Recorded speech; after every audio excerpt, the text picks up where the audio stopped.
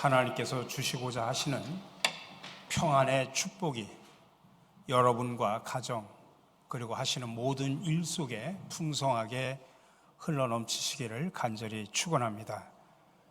2022년 새해는 이민년, 즉 검은 호랑이의 해입니다. 새해를 맞이해서 정말 하나님의 놀라운 축복이 다시 한번 여러분들에게 넘치기를 원하며, 또 기나긴 코로나로 인해서 힘들고 지친 삶을 살아오신 여러분에게 하나님의 큰 위로가 함께 하시기를 간절히 기원합니다. 2차 세계대전 당시에 영국 정부는 온 국민이 존경하는 캔터베리 대주교인 윌리엄 템플 감독에게 전쟁의 공포에 떨고 있는 영국 국민에게 위로의 메시지를 전해달라고 부탁을 합니다. 역사적으로 중요한 이 시기에 하나님의 사람 윌리엄 템플 감독은 전 영국 국민들에게 라디오로 위로의 메시지를 전했습니다. 메시지는 다음과 같은 말로 시작합니다. 국민 여러분, 지금은 우리가 다른 어떤 때보다 전능하신 하나님께 예배해야 할 때입니다. 그렇습니다. 가장 큰 위로는 하나님께로부터 오는 것입니다. 근데 우리가 예배 드릴 때 가장 큰 영혼과 육체의 위로를 받는다고 하는 것을 알기에 지금은 이 중요한 시기에 하나님께 더욱더 예배를 드려야 할 때라고 강조한 것입니다. 오늘날 우리도 오랫동안 코로나로 인해서 슬픔과 고통에 빠져 있는 우리 성도들에게 저도 똑같은 말로 위로를 드리고 싶습니다. 여러분, 지금은 우리가 다른 어떤 때보다 전능하신 하나님께 더욱더 예배해 드려야 할 때임을 기억하시기 바랍니다.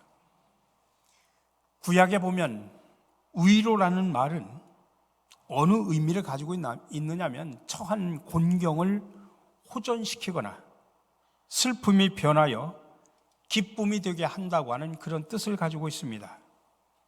구약의 선지자를 보면 나훔이라고 하는 선지자가 있는데 그 나훔이라는 이름 뜻 자체가 위로자라는 뜻입니다. 느헤미야라는 말은 하나님이 위로하신다는 뜻입니다. 정말 이스라엘 백성들은 슬픔과 억울함이 많은 민족이었습니다. 그래서 그들에게는 더 큰 위로가 필수입니다. 신약에 와서 위로라는 말은 개인적인 차원의 위로를 말합니다. 하나님의 사역과 관련해서 중요한 하나님의 사역이 바로 위로하심입니다. 이 위로하다는 말은 원어로 보면 어떤 뜻이냐면 불러서 곁에 둔다라고 하는 뜻입니다. 불러서 곁에 두는 게 위로입니다. 신약에 나오는 바나바라고 하는 이름 자체가 위로의 아들이라고 하는 뜻입니다. 성경에 나오면 성령이라는 말이 나오는데 성령을 우리가 보혜사 성령이라고 표현하는데 이 보혜사라는 말의 원어는 위로자, 대변인, 도우미 이런 뜻을 가지고 있습니다. 그렇습니다. 성령은 위로의 영입니다.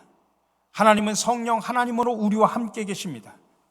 근데 이 신약에서 위로하다는 말은 어떻게 귀여워해 준다든지 버릇없이 기른다 그런 뜻이 아니라 확신을 준다고 하는 의미입니다. 시편 119편에 보면 이 말씀은 나의 곤란 중에 위로라. 주의 말씀이 나를 살리셨음이니이다.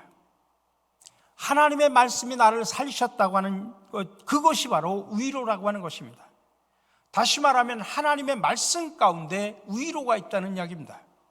죽은 자가 살고 실망한 자가 소망을 가지고 포기한 자가 기대감을 가지고 원망하는 자가 자기를 성찰하게 되는 것, 그것은 하나님의 말씀을 통해서 가능한 것입니다. 그래서 진정으로 하나님이 백성의 위로자가 되신다는 이야기입니다. 고린도 후서 1장에 보면 찬송하리로다. 그는 우리 주 예수 그리스도의 하나님이시요 자비의 하나님이시요 모든 위로의 아버지시며, 하나님은 모든 위로의 하나님이라고 말하고 있습니다. 모든 위로라고 하는 말은 모든 방법을 동원해서 위로해 주신다고 하는 뜻입니다. 다시 말하면 하나님은 어떻게 해서든지 저와 여러분들을 위로해 주시려고 하시는 분이라는 이야기입니다. 고린도후서 1장에 보면 그리스도의 고난이 우리에게 넘친 것 같이 우리가 받은 위로도 그리스도로 말미암아 넘치는도다. 그리스도는 우리에게 주시는 위로의 전달자입니다. 하나님이 우리의 위로자이실 뿐만 아니라 그리스도가 우리의 위로자입니다. 또 성령은 바로 위로의 영이십니다. 이렇게 삼위일체 하나님은 우리 백성들의 위로자가 되십니다. 고난과 아픔과 영육의 번민과 모든 고통을 위로하시는 분이 바로 하나님이십니다. 하나님은 지금도 고통당하는 백성들을 보시면서 가장 안타까워하십니다. 가장 마음 아파하십니다. 그래서 백성들을 위로하기를 원하십니다. 먼저 여러분들 하나님의 위로가 여러분들에게 흘러넘치시기를 주님의 이름으로 간절히 축원합니다. 오늘 읽은 본문, 짧은 본문이지만 거기에 나오는 너희의 하나님이 이르시되 너희는 위로하라, 내 백성을 위로하라고 말합니다. 이 짧은 말에 위로하라고 하는 말을 2번이나 반복적으로 명령하고 있습니다. 하나님의 백성에 대한 하나님의 바람이 여러 가지가 있겠지만 가장 간절한 바람이 백성들을 위로해 주는 것입니다. 누가 위로합니까? 우리가 위로해야 됩니다. 교회가 위로해 줘야 됩니다. 그러면 여러분 위로할 자격이 있습니까? 우리 교회가 위로할 자격이 있습니까? 없습니다. 누구의 위로로 그럼 우리가 위로를 해야 됩니까? 하나님의 위로로, 하나님의 힘으로 우리가 위로를 해주는 것입니다.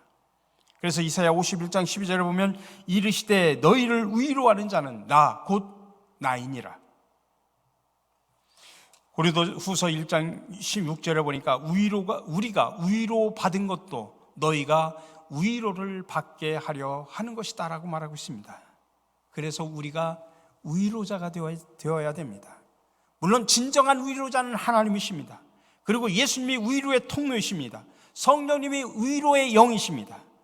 그러나 우리가 믿는 그 하나님이 위로자이기 때문에 그분으로 말미암아, 그분이 주시는 힘과 능력으로 말미암아 우리도 위로자가 될 수 있다고 하는 것입니다. 그래서 빌립보서 2장에서 우리의 일 가운데 하나가 위로라고 하는데, 그러므로 그리스도 안에 무슨 권면이나 사랑의 무슨 위로나 성령의 무슨 교제나 긍휼이나 자비가 있거든. 다시 말하면 이건 우리가 그리스도 공동체 안에서, 교회 공동체 안에서 우리의 다양한 사역을 이야기하는 가운데 위로라는 사역도 이야기를 하고 있는 것입니다. 그래서 위로라고 하는 것이 그리스도인들의 생활이 되어야 하고 그리스도인들의 생활의 내용이 되어야 됩니다. 그 위로는 우리 그리스도인들의 필수 과목이라는 이야기입니다. 오늘 읽은 본문에서도 너희는 위로하라, 내 백성을 위로하라고 말합니다. 이 위로가 우리에게 필수 과목이고 하나님의 명령임을 다시 한번 깨닫게 되는 것입니다. 우리의 세상에 대한 위로는 하나님의 명령으로서 하는 일이라는 이야기입니다. 사람들이 힘들어하고 아파할 때, 마음이 상할 때, 희망을 상실할 때 교회는, 우리는 그들을 위로해야 된다는 이야기입니다. 세상에서 위로 받을 것이 없어서 방황할 때 교회는 그들에게 위로자가 되어야 합니다. 백성들이 깊은 절망감 속에 있습니다. 깜깜한 먹구름이 끼어 있습니다. 마치 폭풍을 만나 고장난 배처럼 지금 표류를 하고 있습니다. 그때 저 하늘의 구름 사이 한 별이 보입니다. 그 별이 바로 위로가 되고 방향잡이가 되고 희망을 안겨줍니다. 교회가, 그리고 저와 여러분들이 바로 그런 존재가 되어야 한다는 이야기입니다. 오늘 하나님은 내 백성을 위로하라고 말합니다. 하나님은 내 백성이라고 말합니다. 그러니 우리가 위로해야 할 대상이 바로 하나님의 백성입니다. 하나님의 백성이지 내 백성, 우리의 백성은 아닙니다. 하나님의 백성을 우리가 위로하라는 것입니다. 그러니 우리는 하나님의 백성을 위로할 만한 특권을 하나님께서 우리에게 주셨습니다. 그래서 성 프란시스의 기도문에 보면 위로받기보다는 위로하며라는 대목이 나옵니다. 얼마나 대단한 위로입니까? 우리도 사실 살아가면서 위로받고 싶을 때가 많이 있지만 그럼에도 불구하고 위로하라는 이야기입니다. 위로해야 하고 또 우리가 다른 사람들을 위로하다 보면 오히려 내가 위로를 받게 되는 것입니다. 핸델의 유명한 오라토리오 메시아가 있는데 그 메시아의 서곡에 보면 테너 영창인 위로해라고 하는 제목이 나옵니다. 그리고 주의 영광이라는 합창곡이 이어서 나옵니다. 다시 말하면 그 내용은 뭐냐면 포로되었던 이스라엘 백성들이 예루살렘으로 돌아오는 소식을 전하라고 하는 위로의 찬양을 말하는 것입니다. 베토벤은 상당히 사교적인 사람이었습니다. 근데 그가 귀가 들리지 않을 때 다른 사람들과 교제를 하기 위해서 대화를 나누기가 참으로 힘들었습니다. 그때 친구의 아들이 죽었다는 소식을 듣고 슬픔과 충격 속에서 방문했지만 귀가 먹어서 말로 도저히 위로할 수가 없었습니다. 그러자 그는 방에 있는 피아노를 발견하고 그 자리에 앉아서 30분간 감동적인 연주를 해줬습니다. 그의 연주는 어떤 다른 사람이 와서 방문해서 말로 위로하는 것보다도 더 큰 위로를 받았다고 합니다. 여러분, 고통당하는 자의 손을 잡아주는 것, 많은 말보다도 더 큰 위로가 될 수 있다고 하는 것입니다. 우리가 너무나 잘 알고 있는 성 프란시스의 평화의 기도라는 시가 있죠. 주여, 나를 평화의 도구로 써주소서. 미움이 있는 곳에 사랑을, 상처가 있는 곳에 용서를, 분열이 있는 곳에 일치를, 의욕이 있는 곳에 믿음을 심게 하소서.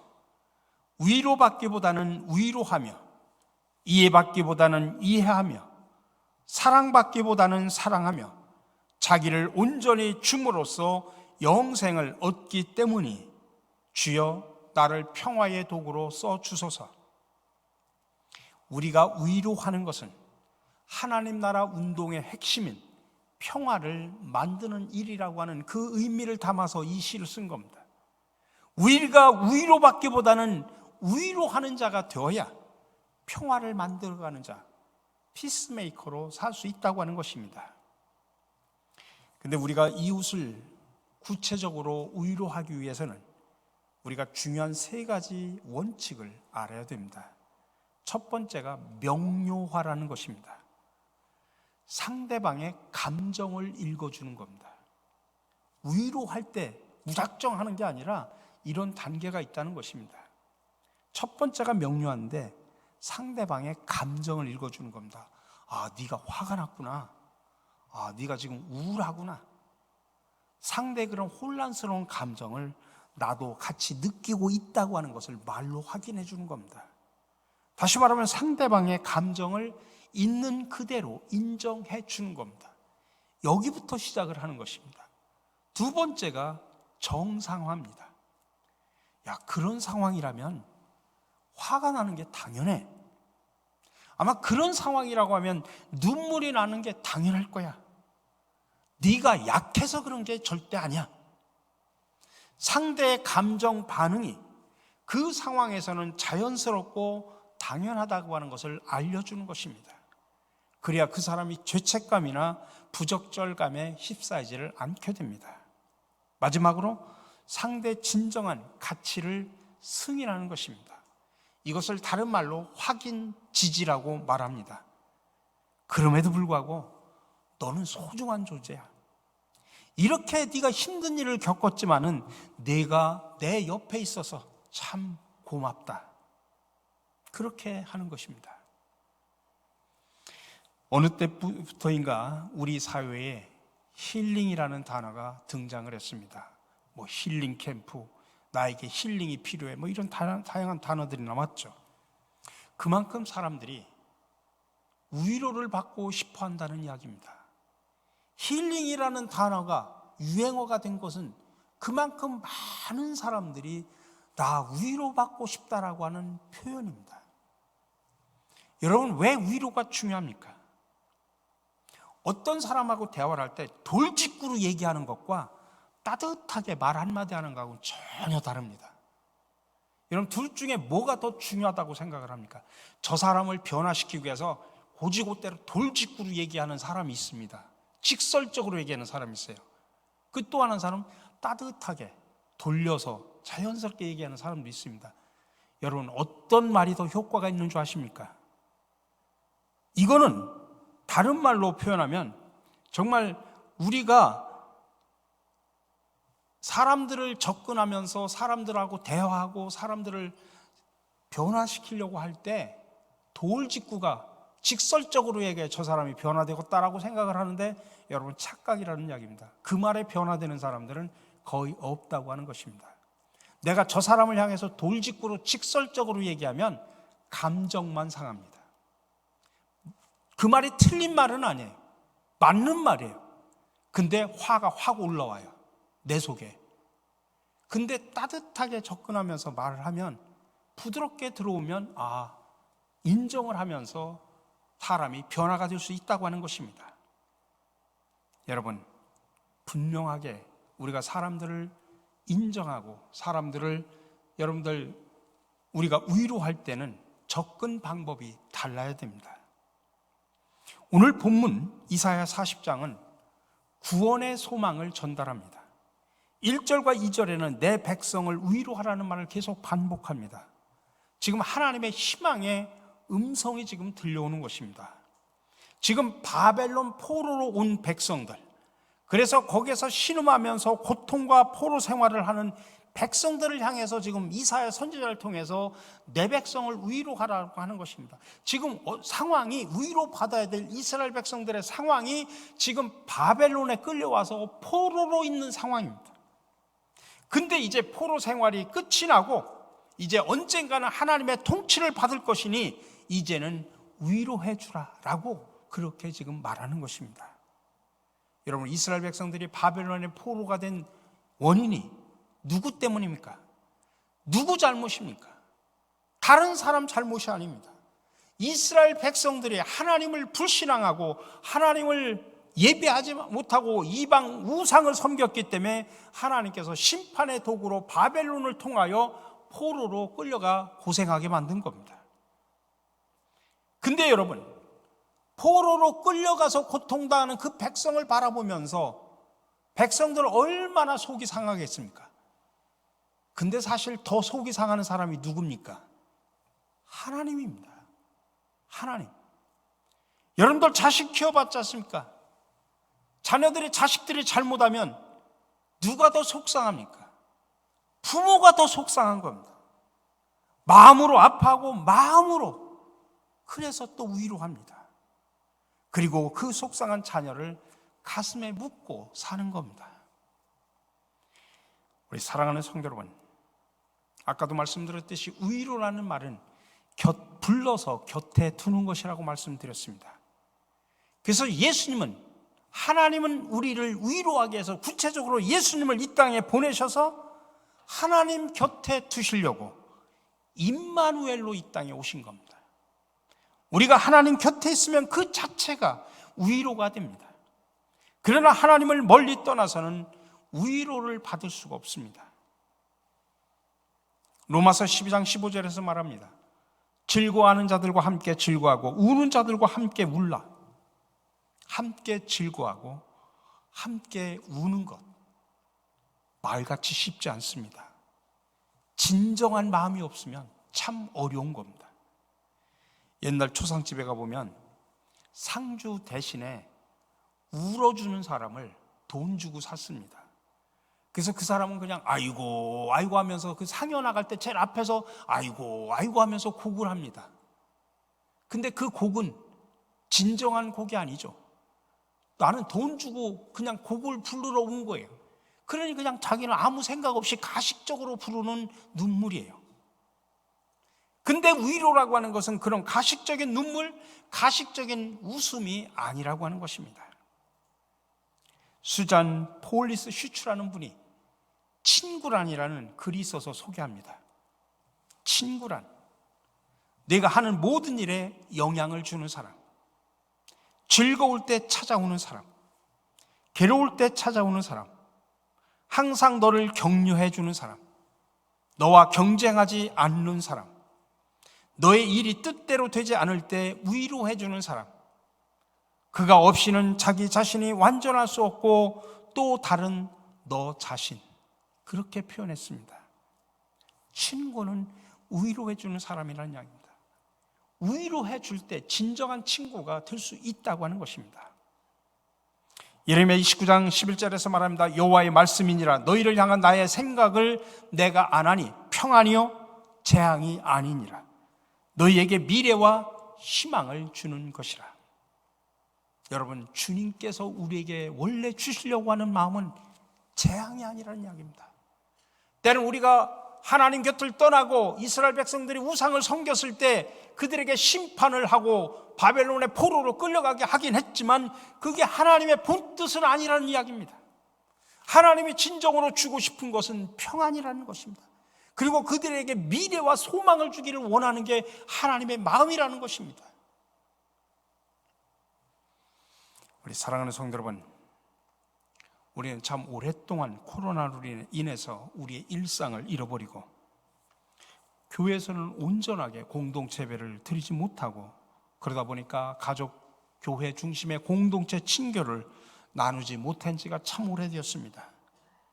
그러다 보니까 모든 것들이 때로는 오히려 신앙이 게을러지고 나태해지기도 하고 우리 사이는 서로 서먹서먹해지기 시작을 했습니다. 이런 때일수록 우리는 먼저 하나님의 위로를 선포해야 되고 이어서 성도 간에 서로 위로해서 힘을 주고 희망을 줘야 됩니다.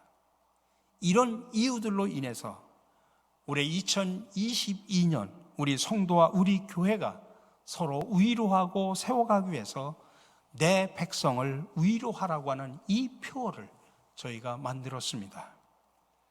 그런데 이 표를 그냥 표로만 부르짖지 않고 우리가 구체적으로 실천하기 위해서 제가 하하하라고 하는 운동을 시작을 하려고 합니다.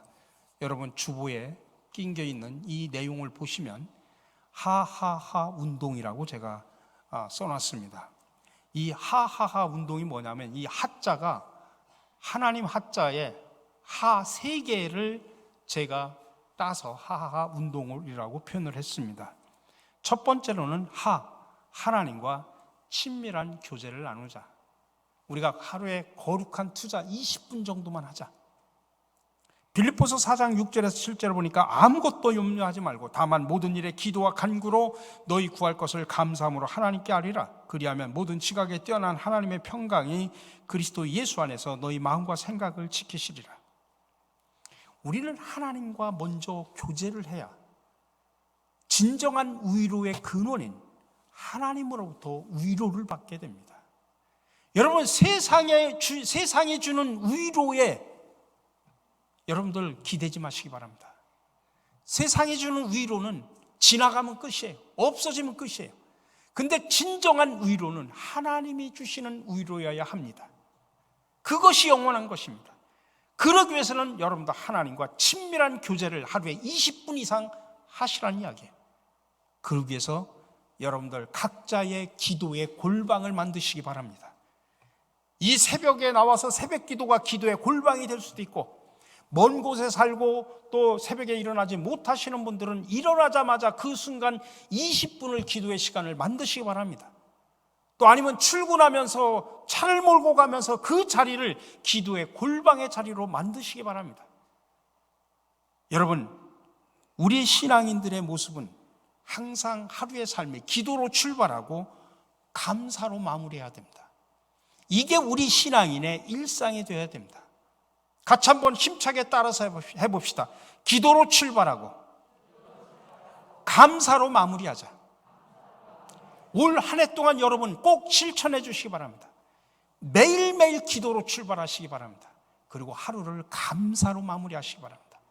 그래야 하나님께서 주시는 진정한 위로를 받게 됩니다. 두 번째가 하나님의 말씀 묵상하기입니다.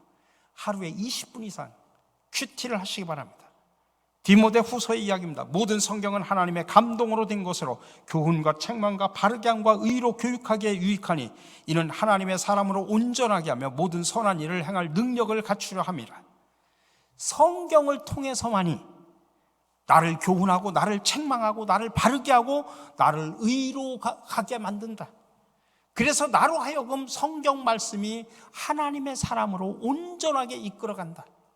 그리고 모든 선한 일을 할 능력을 주신다. 하나님의 말씀만이 그렇다는 이야기입니다. 그래서 우리의 신앙 성수구에서 말씀 위에 여러분 믿음의 집을 지어야 합니다. 그래서 하루에 20분 이상씩 성경을 읽으시라는 이야기입니다. 묵상하시라는 이야기입니다. 그냥 하라면 여러분도 안 하기 때문에 주보에 보시면, 별지에 보시면, 별지 보십시오. 거기 안에 보면 성경 통독과 함께하는 성경 퀴즈가 오늘부터 나갑니다. 10개의 문제가 나갑니다. 이번 한 주간 동안에 창세기 1장서부터 20장을 읽고 그 퀴즈에 답을 쓰셔서 이거를 자르셔서 교회 오실 때 헌금함에다 넣어주시기 바랍니다. 그래서 여러분들, 제가 이렇게 자꾸 여러분들 의무적으로 하게 하는 이야기는 경건도 훈련입니다. 훈련이에요. 그래서 훈련을 통해서 해요. 그냥 읽으십시오 하면 여러분들 안 읽습니다. 사실 우리 교회 안에 우리 한 100명이 넘는 숫자가 지금 아침마다 이렇게 카톡을 가지고 말씀을 나누는 팀들이 있어요. 제가 그 팀들을 알고 있습니다만은 그렇게 하시는 분들도 계시고, 그런 분들은 계속 그렇게 하시고, 그리고 또 성경을 올 1년 동안 한 번 통독을 하려고 합니다. 저로부터 시작해서 여러분 모두가 올 1년 내가 하나님의 말씀 한 번 통독하자. 저희가 지시하고 퀴즈를 내가지고 하는 대로 따라오시면 여러분들 1년 동안 성경 전체를 통독할 겁니다. 그래서 이 주보를 여러분들 다 쓰시고, 읽고 쓰시고, 그리고 주일날 올 때 헌금함에다 같이 헌금 봉투하고 넣어주시면 저희가 자료화 시킬 겁니다. 그래서 여러분들 같이 우리가 경건의 훈련을 시키려고 합니다. 마지막 세 번째로는 하나님의 가족을 위로하기입니다. 저와 여러분들은 하나님의 가족입니다. 하나님의 가족들을 서로 위로해서 세우기 위한 겁니다. 올해 표어가 내 백성을 위로하라고 하는 것인데, 그것도 구체화시키기 위해서 우리가 하나님의 가족끼리 서로 위로하는 시간을 갖자. 로마서 12장 12절을 보니까 즐거워하는 자들과 함께 즐거워하고 우는 자들과 함께 울라. 우리가 서로 위로자가 되자는 이야기입니다. 우리가 그동안 코로나 때문에 서로 이렇게 사실은 가정교회 모임을 못 가졌습니다. 그러다 보니까 서로 서먹서먹하죠. 그래서 여러분들 가정교회 식구들이라도 여러분들 하루에 한 번씩이라도 전화하셔서, 정보다면 일주일이라도 한 번씩 전화하셔서 서로 교제를 나누시고, 서로 안부도 물으시고, 또 즐거울 일이 있으면 함께 즐거워해 주시고, 또 힘들고 어려운 일이 있으면 함께 기도도 해 주시고, 지금 서로 만나기가 어려우니 당분간은 전화를 통해서 해 주시기 바랍니다. 그리고 우리가 가정교회 모임이 있을 때는 그것을 더 활성화시켜야 되겠죠. 그래서 서로 가정교회 식구들끼리 서로 공감과 소통을 하면서 함께 위로하는 시간을 갖자는 이야기입니다. 저는 올해 목회의 핵심을 어떤 프로그램의 중심이 아니라 위로 사역을 하는 것을 핵심으로 세우려고 합니다. 그래서 가정교회 신방을 주로, 가정교회 신방할 때는 가정교회 전체를 모아놓고 했지만은 이제는 위로가 필요한 개인 가정을 신방하려고 합니다. 지금도 제가 교인들하고 이렇게 전화로 우리가 신방을 합니다만은 이제는 조금 코로나가 좀 이게 일상화되면 제가 가정을 방문해서 실제적으로 여러분들에게 위로를 주기도 하고 하나님의 말씀으로 힘을 주기도 하고 기도도 해드리고 그러려고 합니다. 여러분, 서로가 올 한 해 동안 세상에서는 힘들고 어렵지만, 그리고 절망하고 낭망하면서 살지만, 우리 교회만 들어오면 따뜻한 하나님의 사랑이 풍성하게 넘치길 바랍니다. 성도 간의 사랑이 풍성하게 넘치길 바랍니다. 그래서 이 교회에 와서 위로받고 힘을 얻고 다시 한번 세상에 나가서 힘있게 살아가기를 간절히 바랍니다. 마지막으로 제가 위로의 묵상글을 마치며 말씀을 마치려고 합니다. 위로하여라. 네가 아플 때 내가 너를 위로했듯이 눈물 닦아주어라. 네가 울 때 내가 네 눈물 닦아줬듯이 사랑은 나로 말미암는 은총, 사랑은 나로 말미암는 선물, 사랑은 나로 말미암는 긍휼. 사랑하라, 사랑하라, 사랑하라. 위로하여라. 네가 아플 때 내가 너를 위로했듯이 눈물 닦아주어라. 네가 울 때 내가 내 눈물 닦아주었듯이 내가 너를 사랑했듯이 내가 너를 사랑했듯이